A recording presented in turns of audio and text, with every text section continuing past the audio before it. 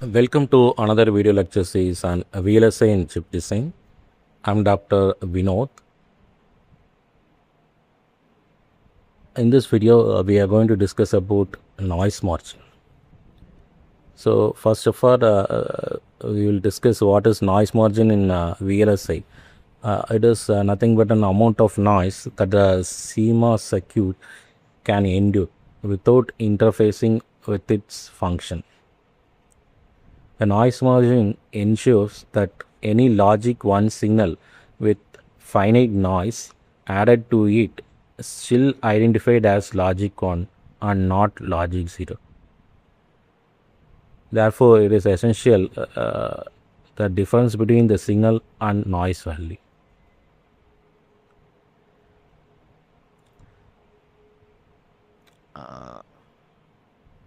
The noise margin in the VLSI digital circuit is the amount by which the signal exceeds the threshold for a correct 0 or 1. An example, a digital circuit may be considered to swing between 0.0 and 1.2 volt, with anything less than 0.2 volt considered as a 0 and anything greater than 1 volt considered as 1. So the noise margin for a 0 is the amount by which the signal is less than 0.2 volt, while the noise margin for 1 is the amount by which the signal exceeds the 1 volt. The noise margins are assessed as an absolute voltage rather than a ratio in this situation. Because VOH minimum is closer to the power supply voltage and VOL max is closer to 0. Noise margin for the CMOS chips are often substantially higher than those for the TTL. There are two noise margin to be considered. One is high noise margin, which is presented as NMH in the base, and low noise margin NML should be in the base. So NMH is the voltage difference between the inverter moving from a logic high to a logic low, and vice versa for the NML. So the equation are NMH is equal to VOH minus VAH and NML is equal to VAL minus VOL. With the CMOS inverter, VOH equals VDD and VOL equals ground potential. Consider CMOS inverter circuit with the following parameter. VDD is equal to 3.3 volt, VTN is equal to 0.6 volt, VTP is equal to minus 0.7 volt, beta N is equal to 200 microampere per volt square, and beta P is equal to 80 microamps per V square.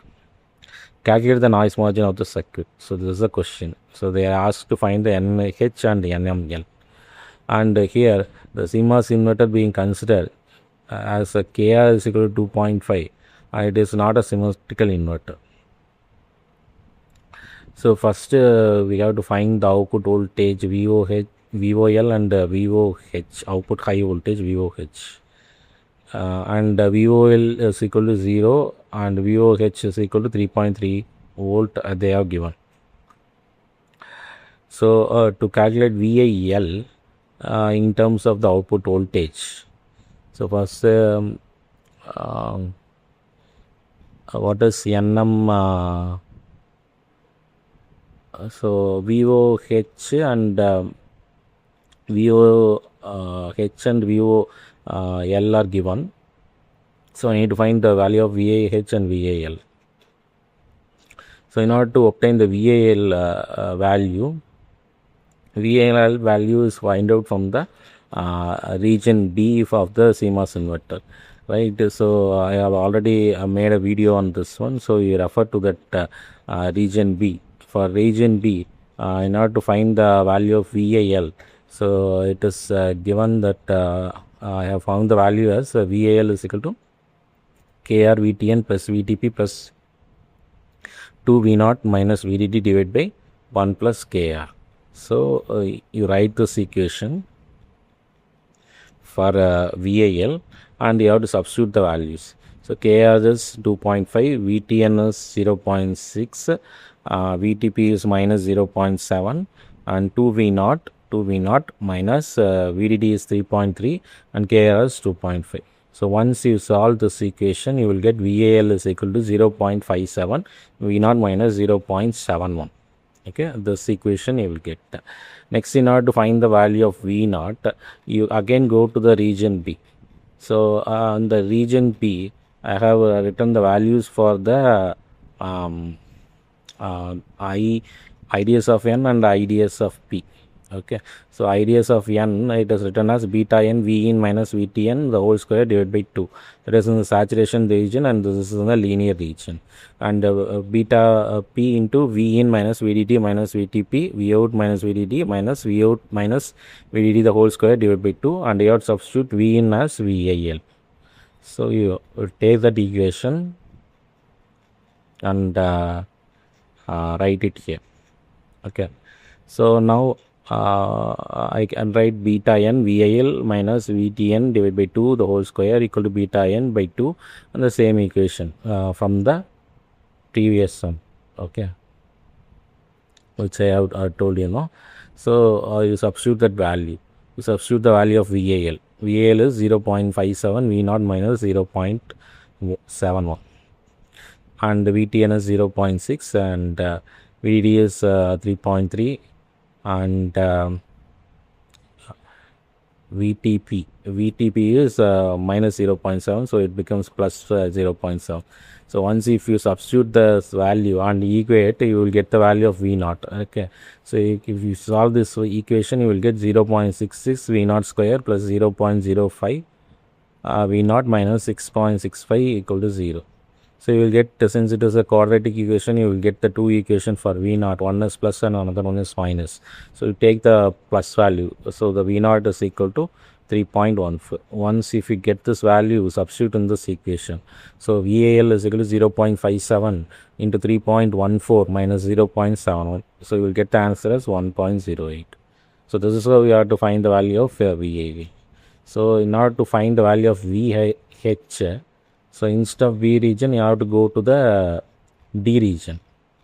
So you go to the D region. In that, I can find the value of VAH. So what is VAH? VAH is equal to VTP plus KR 2V out plus VTN plus VDD divided by 1 plus KR. And you substitute all the values. So you will get the equation in terms of V out. Right?